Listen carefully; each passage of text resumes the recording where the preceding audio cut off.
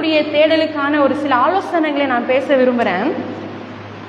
இந்த பூமியில் உறுதியான ஒரு 2 காரியத்தை நம்ம பார்க்க போகிறோம்.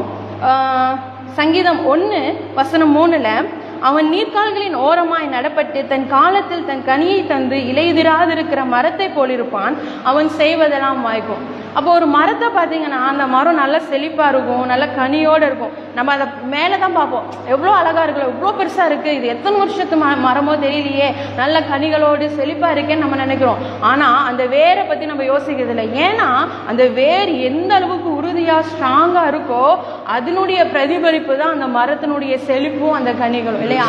அப்போ அது கரெக்டான இடத்துல அது நடப்பட்டு இருக்கிறதுனால அதனுடைய தண்ணீரை அந்த வேரானது உறிஞ்சு அது தண்ணி ஸ்ட்ராங்காக்கி கொள்றதுனால தான் அதனுடைய அந்த தோற்றம் நல்லா ஒரு பல வருஷம் நிற்கிற ஒரு மரமா, கனி கொடுக்குற மரமா, இலையுதிராத ஒரு மரமா அது இருக்கு.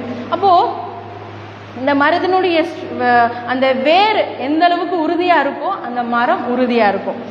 அதுவே பார்த்தீங்கன்னா நம்ம தாவீதுடைய காரியங்கள் கூட நம்ம பார்க்குறோம். தாவீதுக்கு வராத பிரச்சனையா, போராட்டமா, அவர் மலையும் குவியும் அங்கே இங்கே காடு மேடு பள்ளன்னு அவருடைய ஓட்டம் இப்படி தான் இருக்குது.